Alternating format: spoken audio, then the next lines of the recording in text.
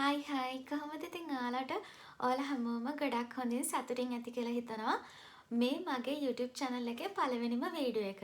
ඉතින් එකතු වෙලා ඉන්න හැමෝම ගොඩක් ආදරෙන් එකතු කරගන්නවා මගේ මේ පළවෙනිම වීඩියෝ එකට. ඉතින් මම මුලින්ම මං ගැන කියන්නම් ලොකු විස්තරයක් නෙමෙයි. මගේ නම දිල්කි. ඉතින් මම ඉන්ටර්නැෂනල් ස්ටුඩන්ට් කෙනෙක් විදියට UK වල ඉන්නේ මම සහ මගේ හස්බන්ඩ්. ඉතින් මම අද කතා කරන්න හිතුවා ඔයගොල්ලන්ට ගොඩක් වැදගත් වෙන කාරණාවක් ගැන.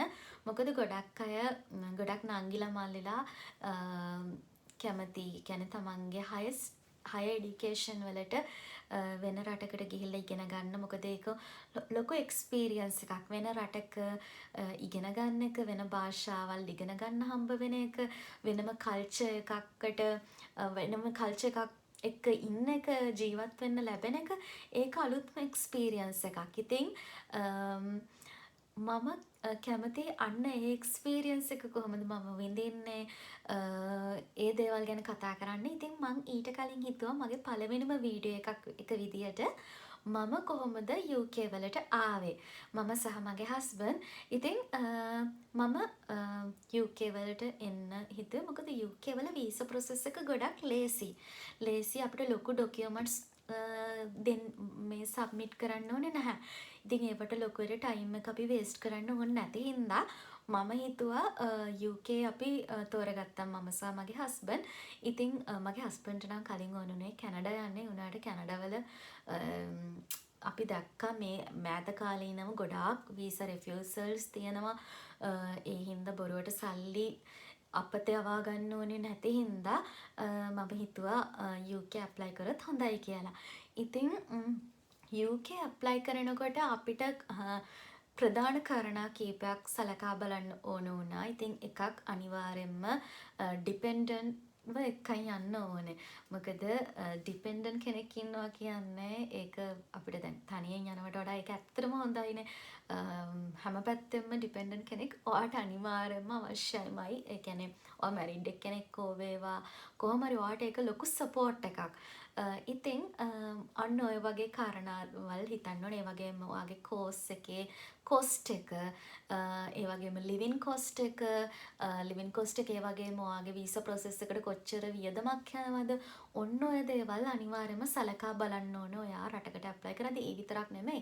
තව ඉතින් තියෙනවා ඊට පස්සේ PR පාත්වේ එකක් තියෙනවද?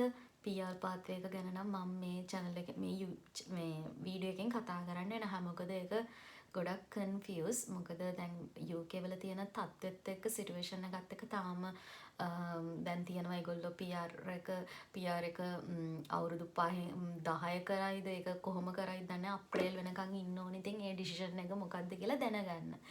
ඉතින් අද මම ඔයාලත් එක්ක කතා කරන්නම් කොහොමද මම UK වලට ආවේ කියන එක ගැන. ඉතින් ඔයාත් වෙන රටකට move වෙන්න ඉන්නව නම් higher education ඔයාගේ higher studies වලට මේ වීඩියෝ එක ඔයාට වැදගත් වෙයි කියලා මම හිතනවා.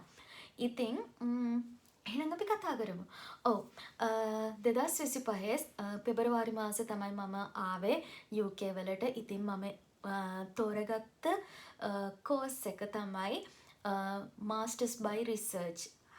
මේ කෝස් එක මම කරන්න තෝරගත්ත යුනිවර්සිටි එක York St John University London campus එක.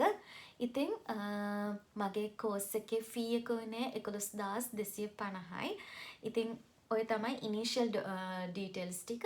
ඉතින් මම මුලින්ම තෝරගත්ත ඒජන්ට් කෙනෙක්ව තෝරගෙන ඊට පස්සේ යාට මම මගේ ඩොකියුමන්ට්ස් ඇව්වා. ඊට පස්සේ මම අනිවාර්යයෙන්ම මගේ ප්‍රොපෝසල් එකක් අපි හදන්න ඕනේ. මොකද අපි රිසර්ච් ප්‍රෝග්‍රෑම් එකක් කරන හින්දා එයාලට අත්‍යවශ්‍යයි අපේ රිසර්ච් ප්‍රොපෝසල් එක. ඊට පස්සේ මම රිසර්ච් ප්‍රොපෝසල් එකක් මගේ ඒජන්ට් ඇව්වා. ඊට පස්සේ ඒක එයා අප්‍රූව් කරගත්තා. අප්‍රූවල් එක ගත්තන් පස්සේ අපි ඩොකියුමන්ට්ස් ටික යවලා මගේ මුලින්ම කන්ඩිෂනල් ඔෆර් එක ගෙන්නව ගත්තා.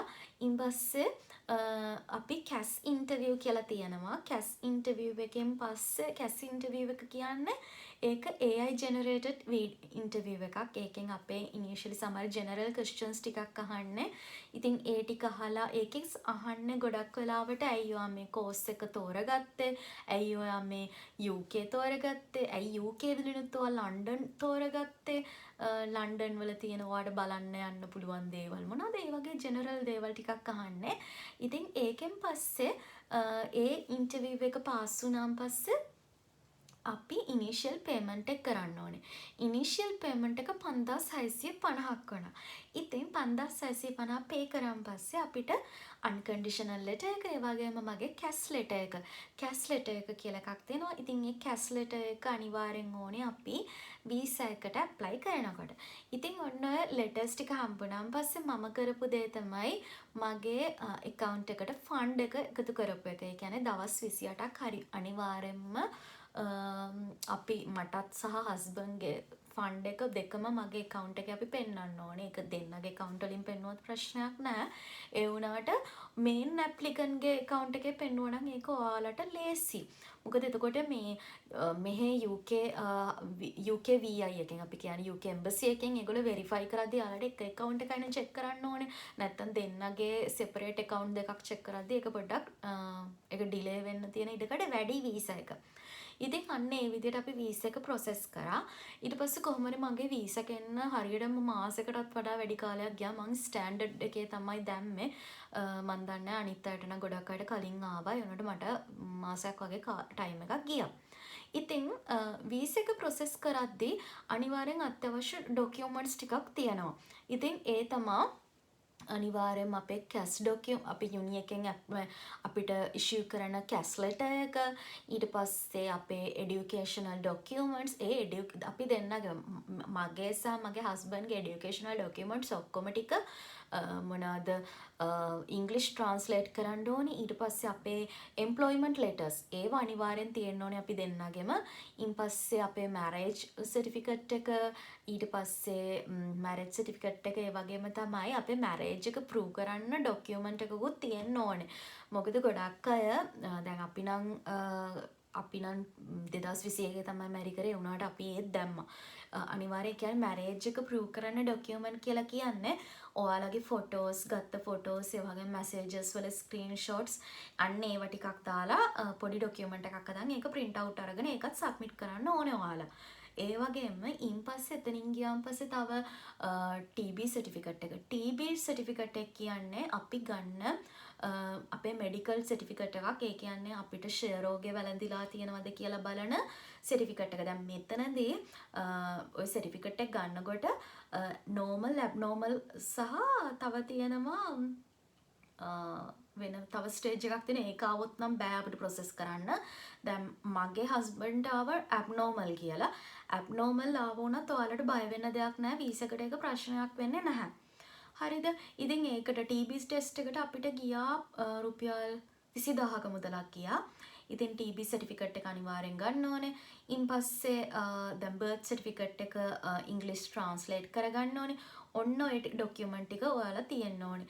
ඉතින් ඊට පස්සේ අපි වීසා එක ප්‍රොසෙස් කරද්දී අපි ඒ ඩොකියුමන්ට් ටික එහෙම තියාගෙන අපි මුලින්ම බයෝමෙට්‍රික්ස් දෙන්න ඕනේ. බයෝමෙට්‍රික්ස් දෙන දවසට ගිහිල්ලා තමයි ඔය ඩොකියුමන්ට්ස් අපි සබ්මිට් කරන්න ඕනේ VFS එකට.